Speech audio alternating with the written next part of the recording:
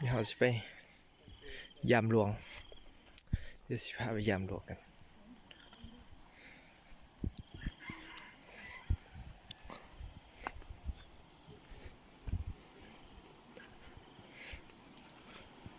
นี่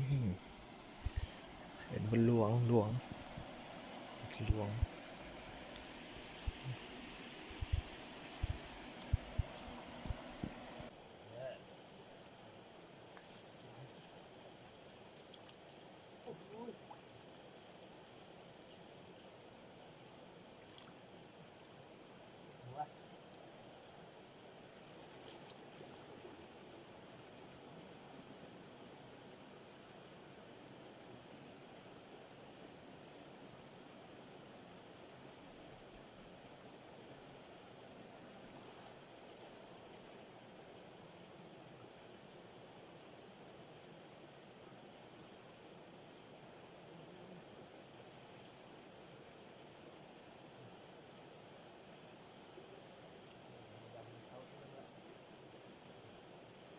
ยามเมื่อเช้าด้วยนี่แหละเลือดเนี่ยนี่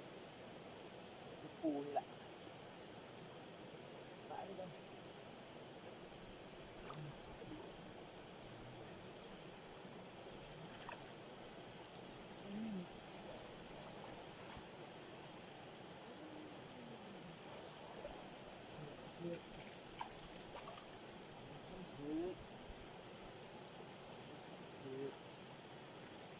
น้ำร่มมันไม่ค่อยขึ้นแหละ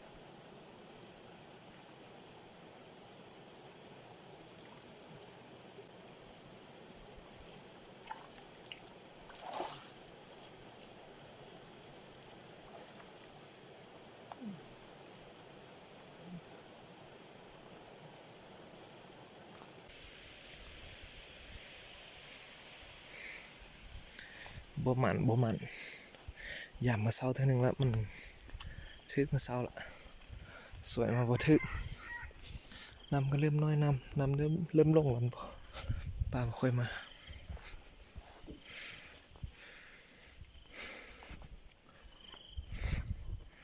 นี่น้ำเกี่ยวเข้าแล้วล่ะเข้าลมหมดเลยบ่ให้เข้าตังเลย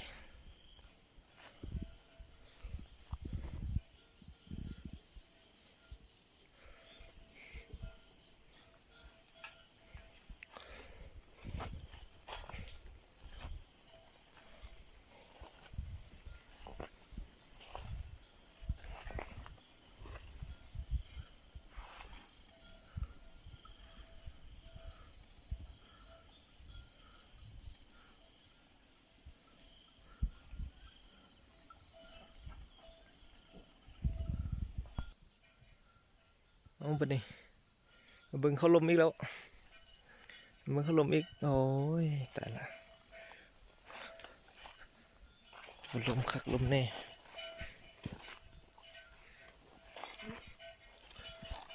ลมคักโพด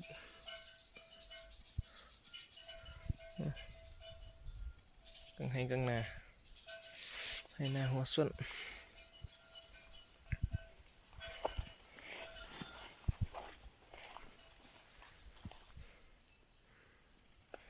จะไหลแห้ง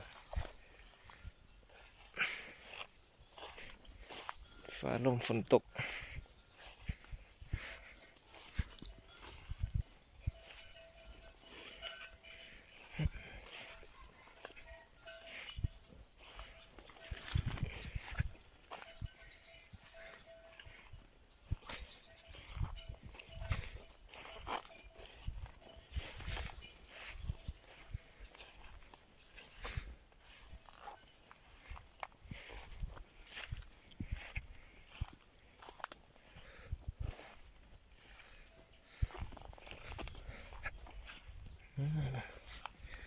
ว่างมาซอยเด้อบันมือเกี่ยว